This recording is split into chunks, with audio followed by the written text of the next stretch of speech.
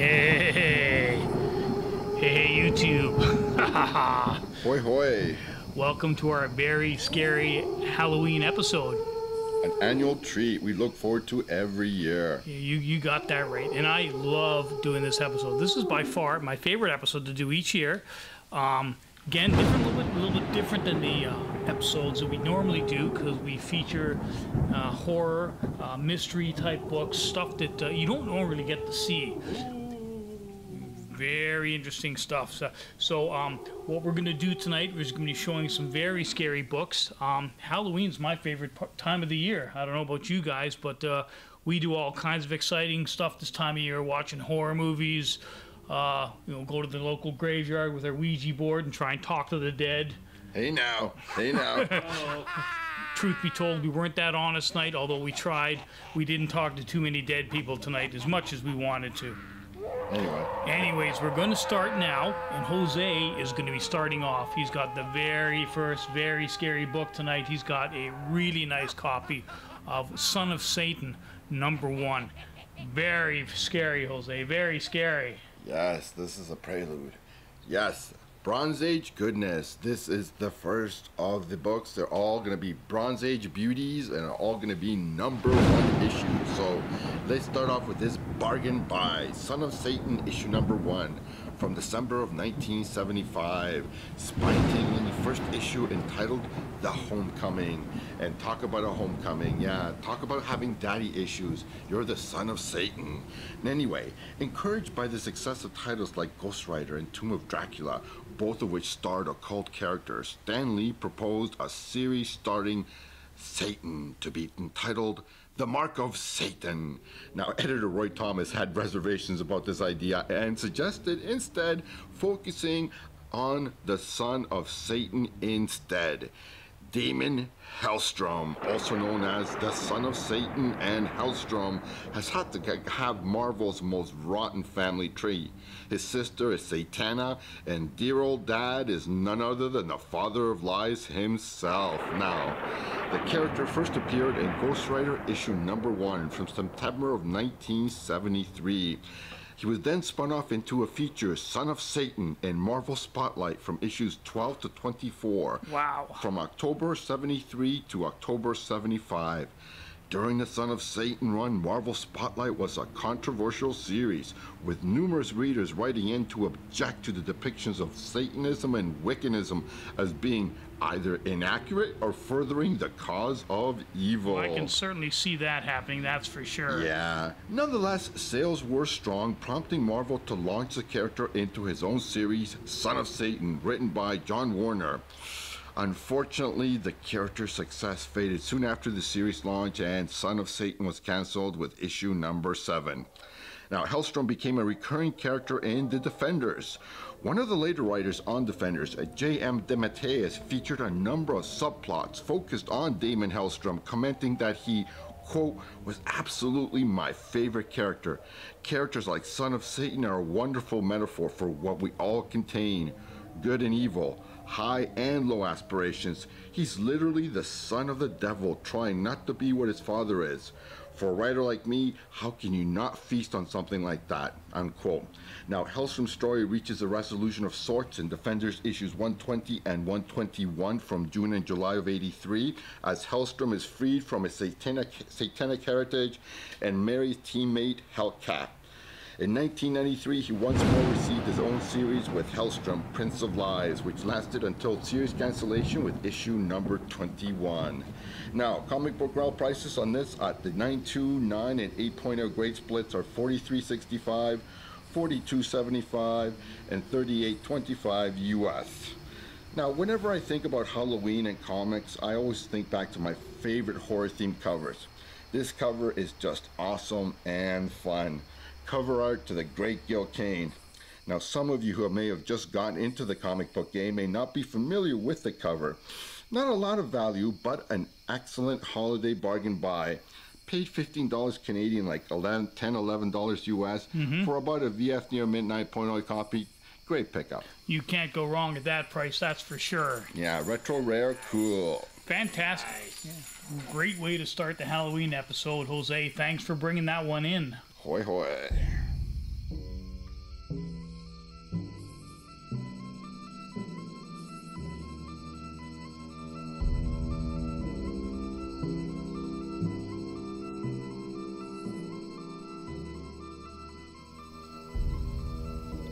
Okay, for this is our Halloween version of the new book feature. So taking modern stuff, and unusually, this is going to take it away from our special guest Mike here.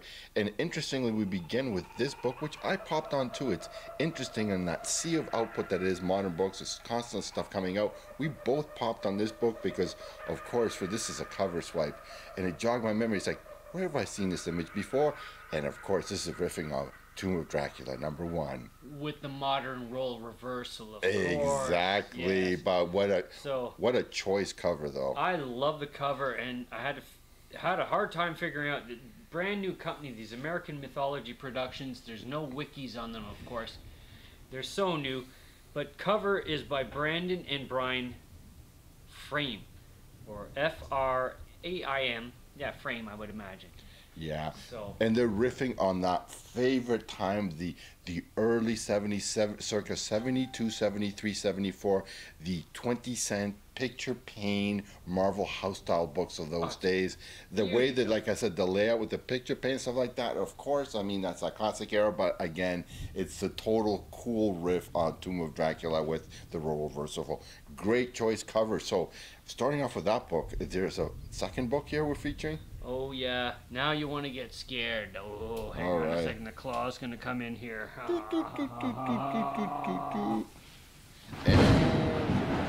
Wow. Another 2017 book, April Fool's Edition. Yeah, wow. Number 1B. Both of these are variant covers, by the way. This is April 2017, covered by Anthony Spay.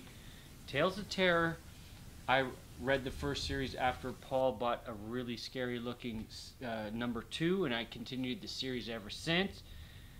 Stopped it after the whatever volume that was. But come on, does that not just tell the terror of the times right there? Mike, it's safe to say, at least from where I stand, that this could be the scariest book we feature all night long. That's a scary dude on the front. She does not look happy right there. She's tied to the bed, and what can I say? She's a Bernie Sanders supporter. Oh, probably.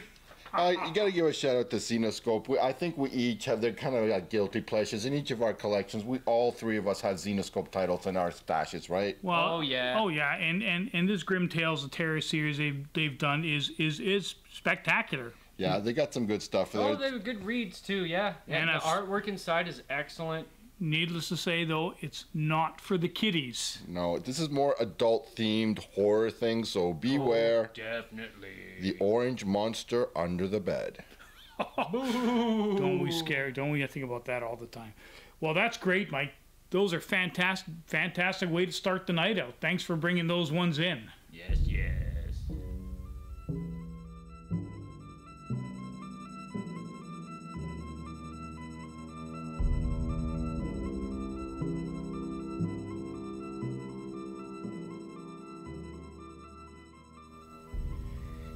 And next up, we got Jose, and we're going back to the Bronze Age here. A very scary time for comics books, that's for sure. And we are starting with the giant size creatures featuring none other than Werewolf by Night. Jose, great book. Yes, it's going to be a twofer. There's going to be a double feature here.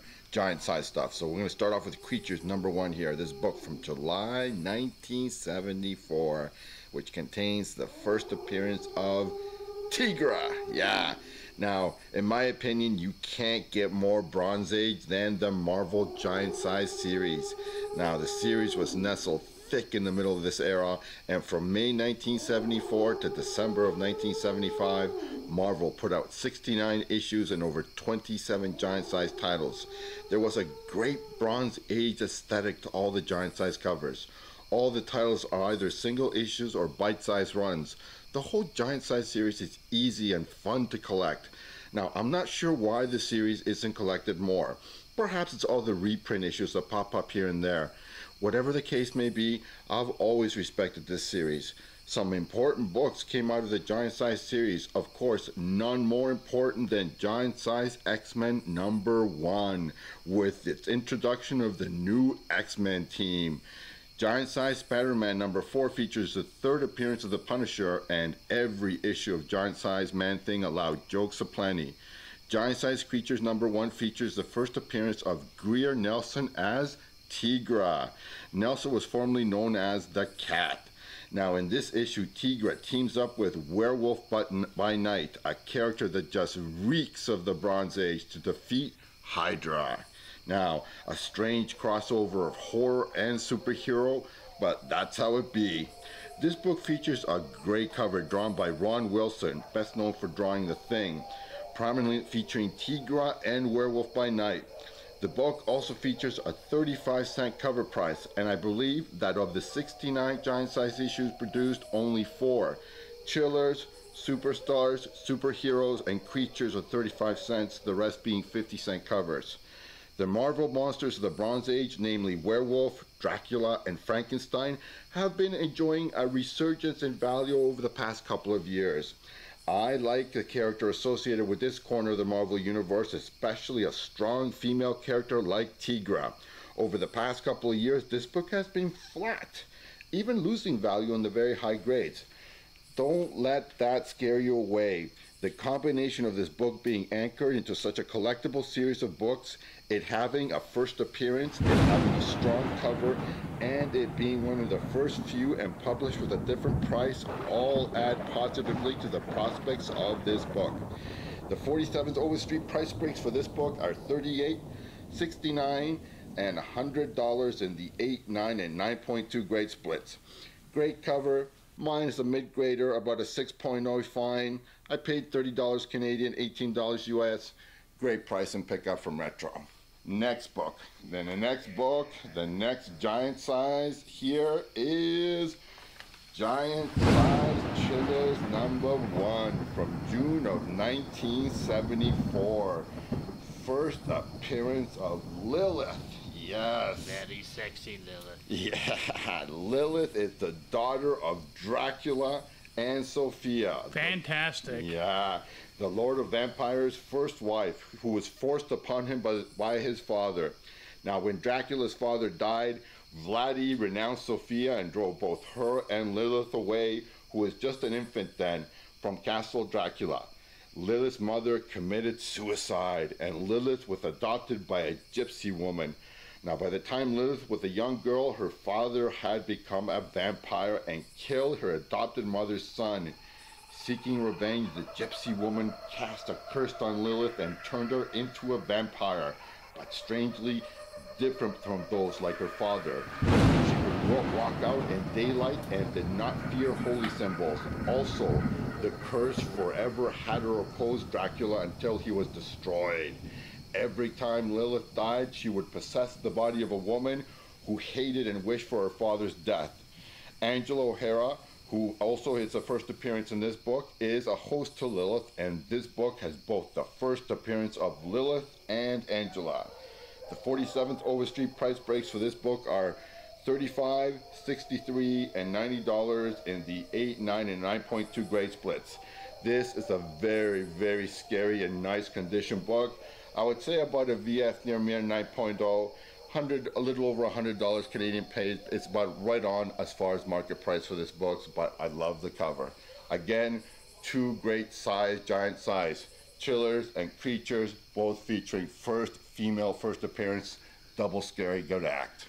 So not only they're cool, scary books, but they're also keys in a fashion as well. Yes, me showing keys, of course. Wow, I've never seen that happen before. Fantastic books, Jose. I mean, those are really amazing. Thanks for bringing them in. I'll look for that one myself. Yes.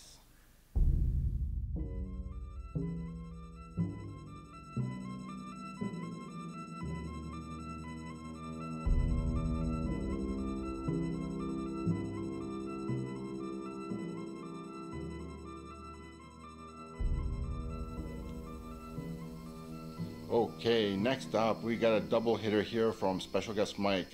First book being the classic retelling of the H.G. Wells story, The Island of Dr. Moreau.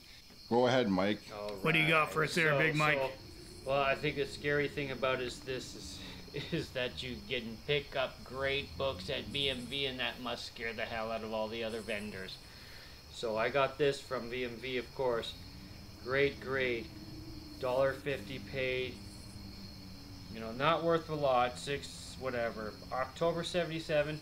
The next two books are both Gil Kane. He did the covers on both of these. These are retails, obviously classic stories, both made into movies. Yes, this first one, The Island of Dr. O, has been made several times. Of course, the one that's memorable and not in a good way, at least for me personally, is that version with Val Kilmer, Yes. and with Marlon Brando. Yes. Basically chewing scenery like an undead actor, like a zombie. My God, oh, what a horrible, horrible movie. That is a major experience for me, Jose, from when I was a teenager too, because when I heard this movie was coming out, there was such great expectations for a classic story with two great actors. How could you go wrong? How could you go wrong? It was a train wreck. Yes.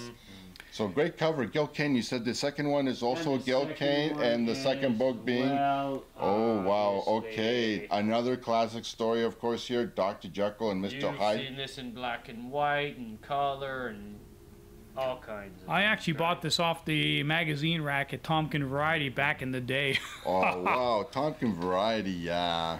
Going back years. So this is actually Marvel Classic Comics, Volume 1, Number 1. This was a 2-year run. Now, what happened with these guys is that they specialized in the adaptations of literature classics. 36 issues were published in 2 years, I think. And it was just a replacement of the classic illustrations that had been shelved in 71. Yeah, There you go. it's a classic tale that, of course, has been movies from a movie aspect again. It's been filmed many times, some good, some bad, some indifferent. Yeah. None of which stand out for me personally, but this leads us into the conversation of movies in general. Of course, this time of the year, there's going to be a lot of horror movie watching. It's the night of like 30 days of horror movies. That's exactly what we do. 30 days of horror movies is what we do each year. Each night we're watching them. On the weekends we watch multiple films. And we all try and bring up a couple films each year from the horror genre that kind of have a special place in our heart. Now, I don't know if those are the movies you're going to stick with, Mike, the Island of Dr. Moreau and the Jekyll, or do you have something else you like watching this type of year? I'm not sure because I didn't give much thought. But That's I do recall we were talking about The Thing. Let's talk about the black and white Thing. Yeah. Thing The from Another original. World. Yeah. Man, was that just as good as well. A lot of people don't realize it, but that was like, I think, Charles Bronson's very first appearance in a major film. I think so. Yes, you do, Kate. I see him. He's kind of like a little tech, kind of like, yeah. You see He's him in quite a few scenes. He's not, yeah. So in Great this- classic story there. That's a great movie. In Yeah. the 70s, you have that riff from the 60s and stuff. But Fangoria, when I think of Fangoria, I think about the 50s and those classics. These are classic tales. Mm-hmm. That's where it all ties in. The next book, whoa. Cool. How about you, Jose? Movie you want to think about, or a movie you want to mention to people that maybe haven't seen it, or something they should watch this season? Well, to try to sneak in two and to get two for the price of one, so to speak, I think this has never been equaled. Alien and Aliens, and you get like a classic sci-fi horror, and you get a classic sci-fi action horror. movie. Yeah. And thinking of the late great Bill Paxton, who died way too young at age 60. I mean, his stuff recently, you said, went on his armor from the Aliens movie. That is correct. Yeah. Well, thinking of him, you know what? That brings up that Dark Horse Comics #1. Great cover that I picked up back, and then that I actually still have from my original secret stash. Yeah. But yeah, those two movies, Alien and Aliens, I'll obviously be watching this month. I mean, Alien to me was always a horror movie. Yes. Aliens more of an action movie. Yeah. Yes, Cameron at his best, I think. Yeah. And now it's my turn, so I'm going to bring up, because this year we lost a major, well, Yes. one of my idols anyways, a huge person involved in the horror genre, and that of course is George A. Romero, who was the father of the zombie genre. Oh, the godfather of it, yes. So it was a tragic year. He was 77 years old. George, who in 1968 made the classic Night of the Living Dead. This is a horror film, a zombie movie. There was a worldwide craze. and spawned countless imitations and remakes and TV shows. We all know how popular the zombie genre is today, and we owe it to George because he was basically the guy that started. When you think about what's popular today, like Night of the Living Dead, In the Flesh, if you're in England, like the BBC, iZombie, Z Nation, Dead Set, or more recently, Fear the Walking Dead.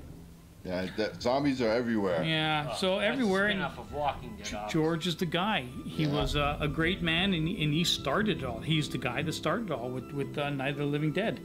So he died with a battle of he died of lung cancer. Again, guys, if you smoke, you might want to think about quitting. And I had the opportunity to meet George a couple times. One of the kindest, nicest people you'll ever meet. Had the opportunity to talk to him. Very friendly, personable. I think it's safe to say that The Walking Dead and similar franchises would not exist today if it wasn't for George Romero. Yeah. Yeah, he is to zombies what Gene Roddenberry is to space kind of stuff. I mean, in that sense, I got his poster signed, and if you have one too, Paul. And I think a lot of you don't know this, but Night of the Living Dead, the movie that started it all, was made with a budget of $100,000. Featured flesh-eating zombies trying to feast on humans holed in a house in Pennsylvania. Low-budget movie, done Pennsylvania for $100,000, and look what has happened as a result of it. Wow, classic, yeah. Billion-dollar industry. Yeah, so I think actually it's funny if you hear some of the interviews by George Romero. He wasn't a big fan of the Walking Dead. He kind of thought it was like a soap opera. It is kind of in a way with zombies, very much, and kind of one of the main starring vehicles or attractions for that. Yeah, but in a way it is. And it's also kind of funny that it all started as kind of an independent genre that your small-time director could make. But with movies like, what's that one? World War Z with the millions. That was a good movie. I like that movie. Yeah, but it's kind of turned the genre into this big budget thing where it never was before. George never relied on money to make these films. He was George. He was doing his thing. Well, it comes down to basics, ladies and gentlemen. You still have to have that good story to tell. Otherwise, it's all meaningless, really. Yeah, True. Anyways, George Romero, great man, and he will be missed. Absolutely.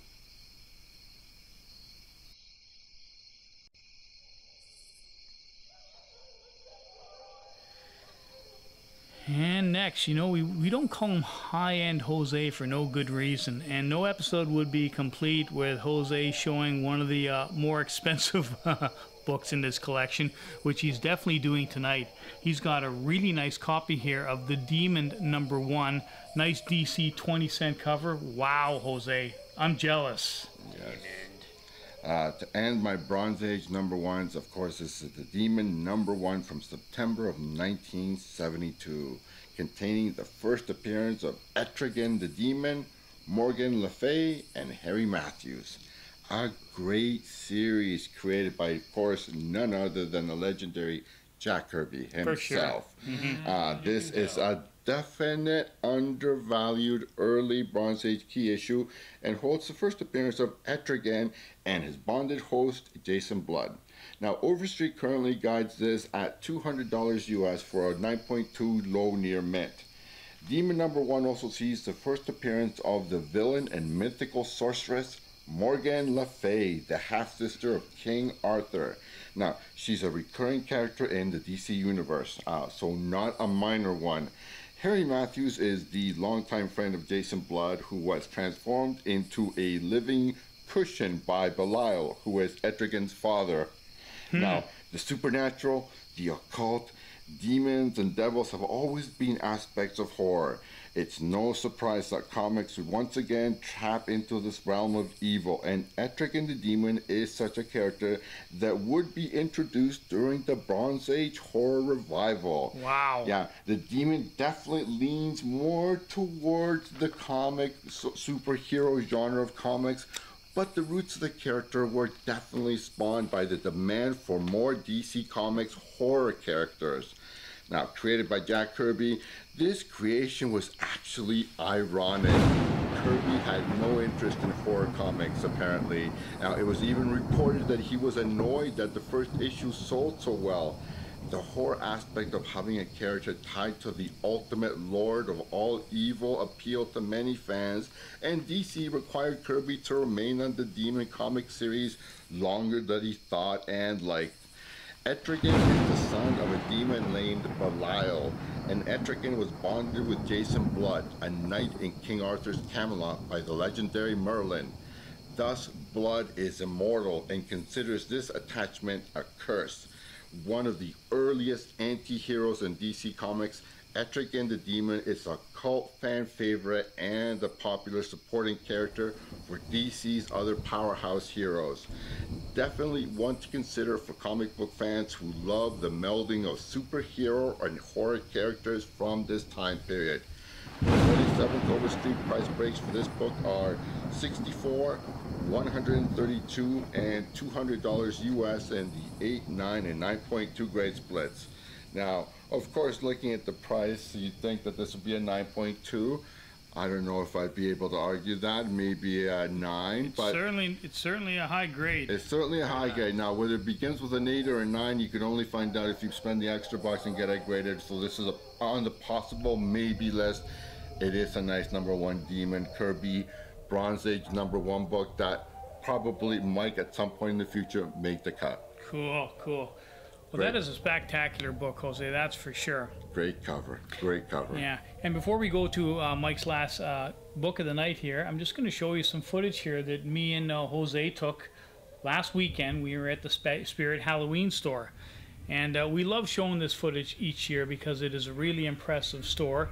If you're in the Toronto or Mississauga area and you're looking for Halloween costumes, it's always a cool place to go check out because you can get a costume for as little as 10 or 15 bucks, or you can spend hundreds of dollars on a really cool high-end steampunk costume. And some of the animatronic zombies they have in there, wouldn't you say they're pretty impressive? Yeah, they're very cool and fun. A cool and fun store, and for Halloween, it's definitely for people wanting to make an event of the thing. It's definitely a place to be. Yeah, so we love checking it out. It's open just for like midway through September through October each year, and some of the stuff they have in there is absolutely spectacular. So we just love going by there. So hey, I can't hurt showing you a little bit of footage. It does fit in with this time of year with the October Halloween season. Absolutely. Okay, very apropos. It's midnight, the witching hour. Friday night, shooting this at 12:08. Now Saturday morning. Mike, take it away with this book. The Witching Hour. I'm gonna say Louis Dominguez cover. This is number 71. So obviously this was a very large series. I don't know much about this. I do like looking at horror comic books, pick them up when I see a beautiful cover. Had to grab it. It's anthology, 3 bewitching tales. So it's 3 different tales. So it looks like, yeah, cool. Very nice cover. Very nice cover. I don't have much research on this yet. It's new to my collection. Judging by the price, paid $2.99. Obviously, that's a BMV find. Worth about $11.90. These things are not expensive out in the wild, and that's what I love them. But if you really love these kind of books, there are great deals right now. They're awesome. Well, you're talking about reading material. Yeah, the horror books, you're not a lot talking about any key characters, anything special about them, but they're a lot of fun to read. They're not as expensive, and you can pick them up in high grade. And we're talking about books here that are sometimes 30, 40, 50 years old, which you can pick up in like for $2, $3 a piece. Exactly. This one's May 77. And what can I say? And the line work inside, the artwork is beautiful stuff. But we need to get to the next one real fast. Yeah, that was a great cover, though. That's what pulled me in right there. So now I have to do research and maybe buy some more. Last book of the night. Crypt of Shadows. Number 2. I've seen this cover before, man, and it's a terrific cover. Again, cover appeal. Look at that. Isn't that killer? Nice. Okay, so, I mean, these are big, heavy hitter cover artists. Jim Starlin and Bill Everett. Oh, Starlin, my man, yes. Yeah, March 1973. This was a great series that ran, I don't know how long it ran for. But this book has several stories in it. Death of Danny is a reprint of Journey into Mystery number 17 from August 1954. The Man Who Couldn't Move is a reprint from Menace number 1 from 1953. Through the Door is a reprint of Journey into Mystery number 2, August 52. So you know a little bit about this Journey into Mysteries. There's also 2 more in there as well. There's too many to mention. That was the great Golden and Silver Age anthology title that ran all those issues before. Remember, the Journey to Mystery issue 83 is the first introduction of Thor. That is correct. Before that, it had different collections of stories of horror, sci-fi, fantasy, a whole kind of mixture, melange. And what this title is basically doing is reprinting some great Golden stuff into a 70s anthology. Remember, in the early 70s, there was that rush to put out any horror stuff into the market because the market had been starved. There had been not allowed by the code to issue stuff with vampires and werewolves. So there was this great flourishing of retelling also the stuff from a bygone era, the great stuff. But look at this cover. This is, again, a great cover. Fantastic, awesome. Yeah. And when you think about the 50s was the beginning of Fangoria, all those classic black and white movies that we've spoken about earlier. Mm-hmm. Hammer Films, man, for me, yeah. Yeah, man. So they were bringing it out again. All these stories are, originally written back then. Here you are as your opportunity. This grid, this is one of my best books of the night. VF to near mint, 9.0, paid $11.25. You can still get them out there, man.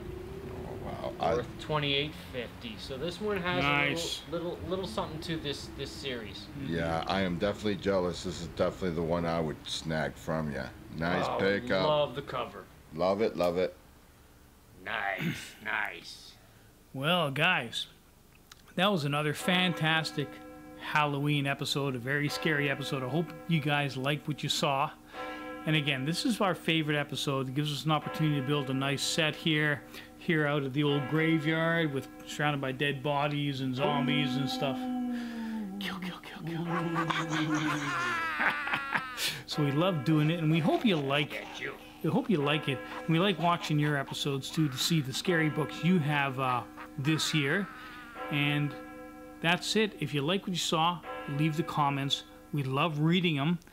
And hope you have a very, very scary Halloween. Special guest, Mike. Yes. Holiday Halloween.